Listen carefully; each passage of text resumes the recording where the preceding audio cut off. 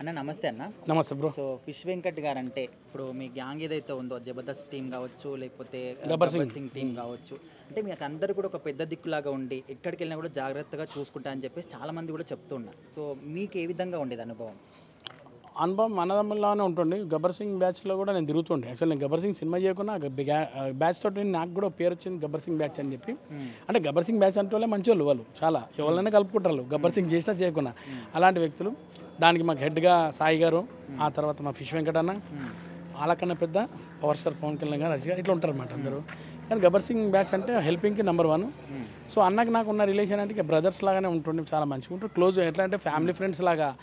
మా ఇంట్లో ఏదైనా ఆయన వస్తుండే, వాళ్ళ ఇంట్లో ఏదైనా మేము వస్తుండే. ఇప్పుడు బోనాలు వచ్చినాయి, ప్రతి బోనంకు ఇంటికాడికి వస్తుండే, దావత్ ఇస్తుండే, మా ఇంటికి రమ్మన్నా వచ్చిపోతుండే. అట్లా ఇప్పుడు కూడా రానా అంటే ఆయన ఎంత బిజీ ఉన్నా కానీ సాయంత్రం చేసుకున్నా 9 గంటలకన్నా వచ్చిపోతుండే. అట్లా వ్యక్తి. ఇప్పుడు డైరెక్టర్లతో మాట్లాడించడం కావచ్చు లేకపోతే అంటే కంప్లీట్గా కూడా ఫిష్ వెంకట్ గారు చూసుకునే విధానం చెప్తున్నారు. సో అలాంటి ఒక పెద్ద దిక్కును మీరు కోల్పోయారు ఇప్పుడు. సో ఏ విధంగా అనిపిస్తుంది? అంటే ఎవరికైనా పెద్ద దిక్కు అనేది చాలా ఇంపార్టెంట్. ఇంట్లో కానీ బయట కూడా ఎవరైనా ఉంటే, సపోర్ట్ ఉంటే మనం ముందుకు ఈజీగా వెళ్తాం. ఏ పని అయినా చాలా ఈజీగా అవుతుంది. అదే పెద్ద దిక్కు లేదంటే మనం ఎవరు చెప్పుకోవాలనేది నెక్స్ట్ చాలా కొంచెం కష్టం ఉంటుంది. సో అలాంటి వాళ్ళు మిస్ అవుతున్నాం బాగానే. అన్న ఇప్పుడు ఇండస్ట్రీ నుంచి కూడా చాలా మంది హెల్ప్ చేశారనే విధంగా కూడా కొన్ని రూమర్స్ కూడా వస్తున్నాయి. మరి అది ఎంతవరకు నిజం అనుకో? హెల్ప్ చేసిరు, చాలా మంది హెల్ప్ చేసిరు. కొంతమంది పెద్ద పెద్ద పెద్ద టాప్ హీరో పేరు చాలా మంది చెప్పలే కానీ హెల్ప్ చేశారు. లాస్ట్ టైం మస్తు చేశాడు. అట్లనే ఈ రీసెంట్గా మనకు ఇంకో పేరు విశ్వక్సేన అన్న చేశాడు. అట్లనే కొంతమంది మినిస్టర్లు, మన ఆంధ్ర మినిస్టర్ అన్న ఆ రోజు వచ్చింది ఎవరన్నా మనకు, ఆయన మోపిదేవి వెంకటరమణారావు మాజీ మంత్రి, ఆయన వచ్చి ₹1,00,000 కూడా ఇచ్చాడు. నేనున్న ఆ రోజు ఆయన ఇచ్చిపోయాడు. పాప ఆయన ఇంకా ఆంధ్ర నుంచి వచ్చి ఇక్కడ ఇచ్చిపోయాడు. అట్లనే మన దగ్గర ఉన్న లోకల్ మినిస్టర్స్ వాళ్ళందరూ కూడా విజిట్ చేశారు. ఇంకా ఎవరో ఇచ్చారు.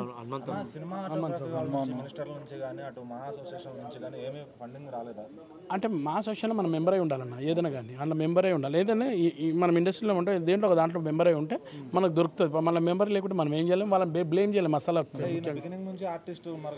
ఉండాలి కానీ అంటే నేను ఎవరిని బ్లేమ్ చేస్తలే కానీ మన మెంబర్షిప్ కంపల్సరీ ఉండాలండి.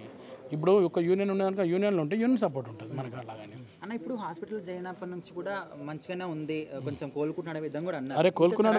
ఏం జరిగింది అనుకోవచ్చు? నేను ఆ రోజు ఉన్నప్పుడు మంచిగా కోలుకున్నాడు, కొంచెం మంచి విషయాలు వచ్చారు. హాస్పిటల్ మారవద్దు, మెయిన్ అదే ప్రాబ్లం. నాకు తెలిసి హాస్పిటల్ మారడం వల్ల చిన్నగా ఇబ్బంది. అక్కడే ఒక రోజులు ఉంటే స్టేబుల్ అవుతుంది అనిపించింది. అవతల వాళ్ళు ఎవరో వచ్చి మేము చూసుకుంటాం మొత్తం ఫ్రీగా చేస్తామన్నారంటే ట్రీట్మెంట్ అట్టుపోయారు.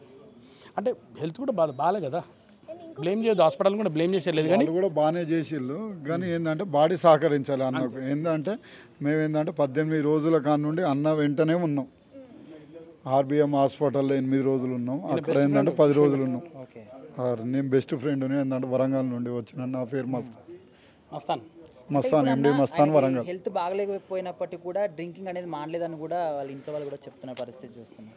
అంటే డ్రింకింగ్ అంటే ఇక మామూలుగా పెగ్గు 2 పెగ్గులు అంటే వేసేది, ఇక దాంట్లో అదేం లేదు.